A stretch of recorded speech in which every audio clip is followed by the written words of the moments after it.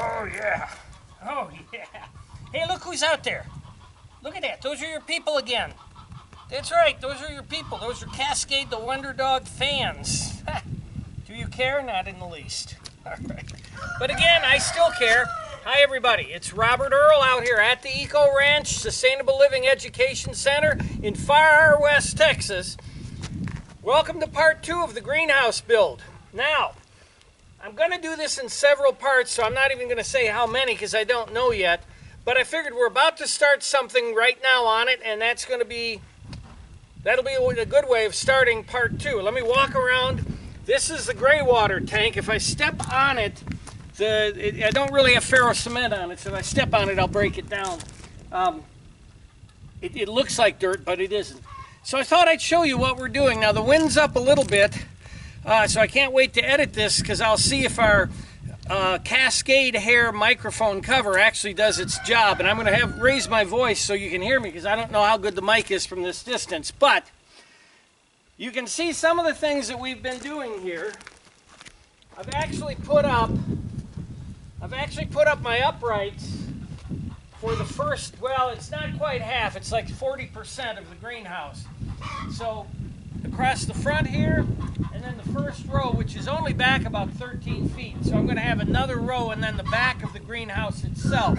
But I'm only working on this section right now because I'd like to get some of the roof up and I'd like to get those windows, a lot of that window glass up. The window glass is in my way, so we got to get it moved. So here's what we're going to do today. I've shown you this. By the way, if you followed my videos, you might have noticed there's a pergola in the front of the house where I've got the sign that says the Terlingua Bottle House. Well, that pergola, we dismantled it because it was made of 4x6s, and I've repurposed, or reused, I guess, this 2x6s over here to support my roof. But they're not supported 100% because I didn't put them in the footing. I've made bases. Bases were $18 each to buy a pre-made 4x6 base. I had a piece of a 55-gallon drum left over, and I made the 3 bases that I needed out of that, and it cost me nothing. Anchored them to the footing using Tapcon, so we have to keep this up until I get them stabilized with either the lumber in the windows or, like we're going to do now today, the bottles. So what we're going to do here today, we're going to start laying the clear glass bottles. And we're only going to use the big Texas shot glass size wine bottles and some other wine bottles that I have to lay our first couple of rows of bottles on the aquaponics section of the greenhouse. I have to do that because all the concrete that we poured in to fill the hole that the tank is in, a lot of it got stuck up here and it's way too much trouble to chip it away. So what I'm going to do is bring the bottles up to about this height, maybe here, and then we're going to start putting the window glass in from there. So that's what we're going to start right now.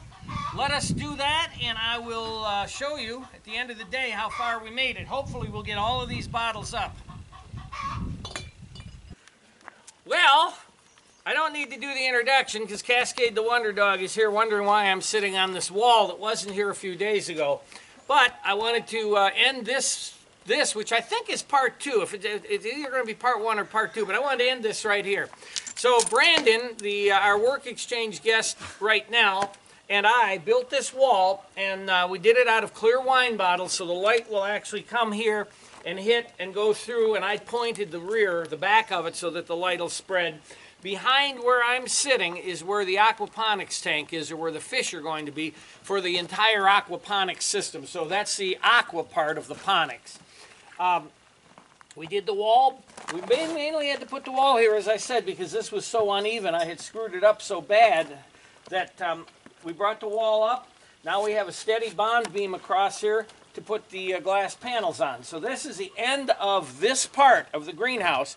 But I wanted to show you something else because I've talked about a swamp. And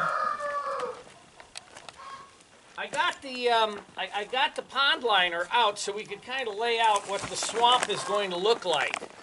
And this is it's about a 20 by 20 piece of really nice pond liner, and I've saved all my feed bags. Remember the 3 R's of the #1 mantra, the 3 R's of sustainable living: reuse, repurpose, recycle, and in doing so you respect the earth. So we're reusing all of those feed bags that ordinarily would end up in the landfill, or you'd burn them or something, by putting a big cushion underneath this. We're going to carry the pond down to a depth of about 2.5 feet, then build it up. Well, actually closer to 3 feet. I'm going to build it up with rock and dirt so that I can plant water chestnuts, kangkong, water lotus for eating, and water lily just for the beauty of the lily. This kind of gives you an idea of what it's going to be. I believe this is 20 by 20, so we're going to end up at 15 by 15 for this part of the aquaponics. So just real quickly, you got the fish there. The fish are pooping and eating and pumping the water up into the 2 barrels that turn the nitrites into nitrates, I believe, or it's the opposite way. Then it'll feed down. This is all by gravity now. Feeds down into the tubing for the aquaponics, because we're going to use this 4-inch tubing with nest boxes for the hydroponics, rather. And then it will just drizzle very slowly into the swamp. Just kind of meander through the swamp. The plants in here are going to use the nutrients, and it'll go right there back into the fish and repeat the cycle. Real excited to get going on this. What you see from that post to here, all the way there, is all going to be glass that I have. The rest of it, if I don't run out of glass, I should run out of glass here. If I don't run out of glass here, we'll carry it a little further. Then if you'll come this way with me, Debbie and I decided that we wanted to just fill in the pit here. So we're going to fill the whole pit in with whatever we have to fill it in with. And the greenhouse just comes to the back where the fence is, and right there. So roughly the greenhouse is 40 by 40. That's 1,600 square feet instead of the 3,500 I've talked about for the last few years.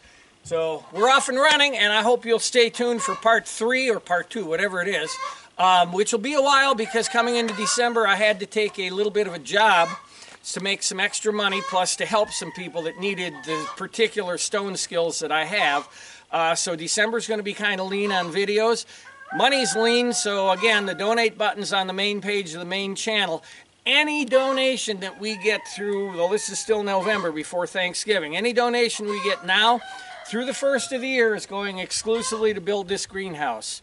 And we could use it, you know, now they've raised the price of Portland, so every $12 that I get is 1 bag of Portland. 1 bag of Portland keeps me working for 2 days. So, with that, guys, we're going to get to work on the back wall of the chicken coop right now, and I will see you whenever I do another video.